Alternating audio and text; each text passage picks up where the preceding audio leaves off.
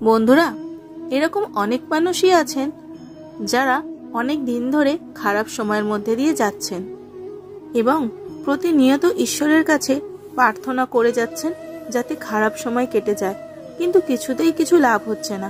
সমস্যা যেন দিন দিন বাড়ছে। বন্ধুরা, এরকম অনেক মানুষ আছেন যারা প্রতিদিন ঈশ্বরের ভজনা করেন, প্রার্থনা করেন, কিন্তু তাদের দুঃখ কষ্ট যেন কিছুতেই দূর হয় না। অথচ এইরকমও মানুষ আছেন যারা কোনো ঈশ্বরের প্রার্থনা করে না, পুজো করে না, অথচ তারা কত সুখে আছে, শান্তিতে আছে, জীবনে কোনো সমস্যাই নেই। এরকম দেখে অনেকের মনে ঈশ্বরের প্রতি অভিমান হয়, বলে যে ভগবান, আমি তোমাকে এত ডাকি অথচ আমার কপালে এত কষ্ট, কিন্তু অপরে তোমায় বিশ্বাসও করে না, ডাকে না, অথচ তাকে তুমি কত সুখে রেখেছ। আবার অনেকে এরকম খারাপ সময়ে ঈশ্বরকে ডেকে কোনো ফল না পাওয়ার কারণে ঈশ্বরের ওপর থেকে বিশ্বাসই উঠে যায়।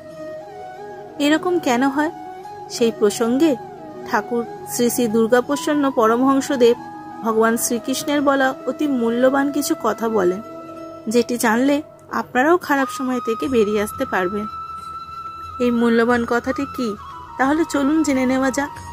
ঈশ্বরের পূজা পাঠ প্রার্থনা করা সত্ত্বেও কেন খারাপ সময় কাটে না, সেই প্রসঙ্গে শ্রী শ্রী ঠাকুর ভগবান শ্রীকৃষ্ণের বলা মূল্যবান কথাটি ওনার শিষ্যদের বলেন। আসলে ভগবান শ্রীকৃষ্ণকে এই প্রশ্নটি নারদমুনি একদিন একটি ঘটনার পরিপ্রেক্ষিতে জিজ্ঞাসা করেন। ঘটনাটি হলো, এক গ্রামে দুজন ভিখারি ছিল। একজন ভিখারি দেশের রক্ষকের জয়গান করে ভিক্ষা করত, ভগবানের নাম ভুলেও মুখে উচ্চারণ করত না। অন্যজন ভিখারি সবসময় ভগবানের নাম করে ভিক্ষা করত। দেখা যেত প্রথম জনের ভাগ্যে ভালোই ভিক্ষা জুটত, কিন্তু যে ভগবানের নামে ভিক্ষা করত তার নিত্য ভিক্ষা জুটত না। কি অদ্ভুত ব্যাপার! যে ভগবানের নাম করে তার এই অবস্থা, যে ভগবানের নাম তো করেই না, উপরন্তু নিন্দা করে, তার কোনো অসুবিধা নেই, ভালোই চলছে।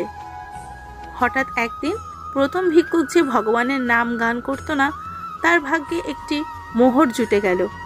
আর ওই দিনই ভগবানের জয়গানকারী ভিক্ষুকের বাম পাশের বুড়ো আঙুলটি কেটে গেল। এই দেখে আমাদের মনে একটা প্রশ্ন জাগতে পারে যে ভগবানের এটি কী রকম বিচার। এই প্রশ্নটি মহর্ষি নারদের মনেও জাগে।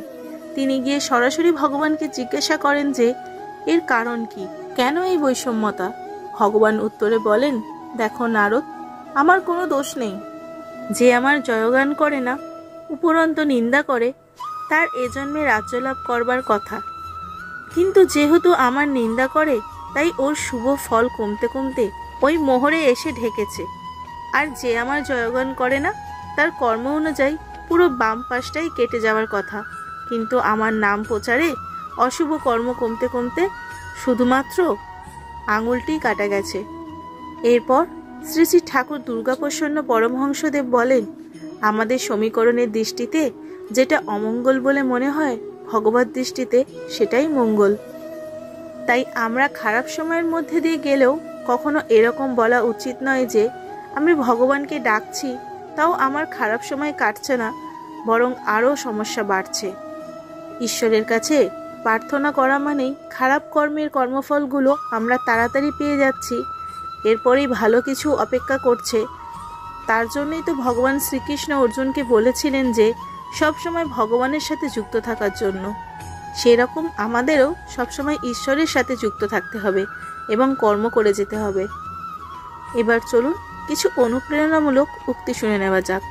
পৃথিবীতে কঠিন বাস্তবের মধ্যে একটি বাস্তব কথা হলো, মানুষ যখন সাফল্যের দ্বারপ্রান্তে এসে পৌঁছায় আর তখনই তার প্রিয় মানুষটি হারিয়ে যায়। সব মেয়েরা বিয়ের পর শাশুড়ির সাথে ঝগড়া করে না, কিছু কিছু মেয়ে শাশুড়ির মধ্যেও নিজের মাকে খুঁজে নেয়। সম্পর্ক যদি স্বার্থ দিয়ে হয় তাহলে জুড়তে চাইলেও জুড়বে না। জীবনে যখন দুঃখ আসে সবাই তখন পর হয়ে যায় আর কেউ পাশে থাকে না। জীবনে অনেক টাকা থাকাটা জরুরি নয়, কিন্তু জীবনে শান্তি থাকাটা খুব জরুরি।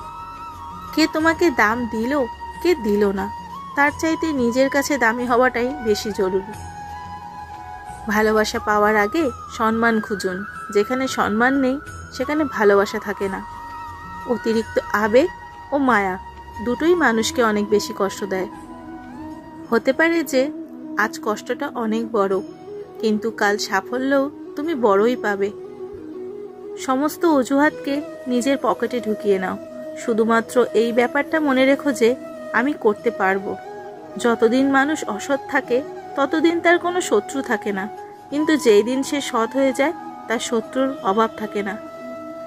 নিজের উন্নতিতে এতটাই সময় দাও যে অন্যের বদনাম করার মতনও যেন তোমার কাছে সময় না থাকে। সৌন্দর্য সবসময় মন আর আত্মার মধ্যে থাকে, কিন্তু লোকজন বিনা কারণেই তার চেহারা আর জামা কাপড়ের মধ্যে খোঁজার চেষ্টা করে। যদি জীবনে কিছু ভুল হয়ে থাকে তাহলে একটু ধৈর্য অবশ্যই রাখো বন্ধুরা, কারণ প্রথমে কেঁদে তারপর হাসার মজাই কিন্তু আলাদা। বেশি চিন্তা করা বন্ধ করে দাও আর সেই দুনিয়া থেকে বাইরে চলে আসো যা প্রকৃতপক্ষে নেই। শুধুমাত্র সঠিক প্রমাণিত হওয়ার জন্য একটু সময় লাগে। 1 বছর মন দিয়ে ফোকাস আর অনেক পরিশ্রম তোমাকে জীবনের অন্যদের থেকে 5 বছর এগিয়ে নিয়ে যাবে। বন্ধুত্ব আর ভালোবাসার মধ্যে ফারাক শুধু ওইটুকুই আছে যে কয়েক বছর পরে দেখা হলে ভালোবাসা এড়িয়ে যায় আর বন্ধুত্ব বুকে জড়িয়ে নেয়। কখনো কখনো শহরের ব্যাপারে আমরা কেবল এতটাই জানি যে সেখানে একজন ব্যক্তি থাকে যাকে আমরা ভালোবাসি। ওপরে উঠতে সাহায্য করার লোক কম, কিন্তু টেনে নামানোর লোক অনেক বেশি। কিছু সময় আপন মানুষগুলোকেও ছেড়ে চলে আসতে হয় নিজেকে ভালো রাখার জন্য। আমি নিজেই নিজেকে কিনারায় নিয়ে এসেছি, নয়তো সমুদ্র তো অনেক সুযোগ দিয়েছিল আমাকে ডুবে যাওয়ার জন্য। কেবলমাত্র প্রত্যক্ষভাবে ধোঁকা দেওয়াই ধোঁকা হয় না, কারোর কাছে আপনজন হওয়ার নাটক করা তো এর থেকেও বড় ধোঁকা। ভেবেছিলাম যে জীবনের এই মোড়ের পর সামনে শান্তি পাওয়া যাবে, কিন্তু এটা ভেবে ভেবেই আমার পুরো জীবনটাই শেষ হয়ে গেল। কিছু কিছু লোকজন অনেকে ছোট ছোট কথায় কেঁদে ফেলে, কারণ তারা মাথায় দিয়ে নয় মন দিয়ে মানুষের কথা ভাবে। সেই সব থেকে বেশি কষ্ট পাবে যে নিজের কথাও না ভেবে অন্যের কথা ভেবে যাবে। সব সহ্য করা যায়, কিন্তু প্রিয় মানুষের অবহেলা সহ্য করা যায় না। আঘাতের থেকে ভয় পেয়ে কখনো পিছনে সরে এসো না, কারণ আঘাত পেয়েই মানুষ সামলে যেতে থাকে।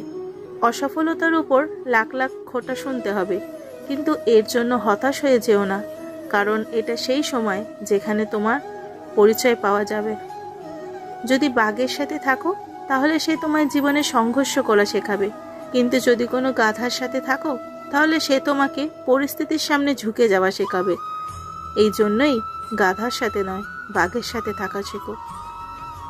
তাহলে বন্ধুরা, আজকের ভিডিও এই অবধি। সকলে ভালো থাকবেন, সুস্থ থাকবেন। দেখা হবে পরবর্তী ভিডিওতে আবারও কোনো নতুন ভিডিওর সাথে। জয় শ্রীকৃষ্ণ, রাধে রাধে।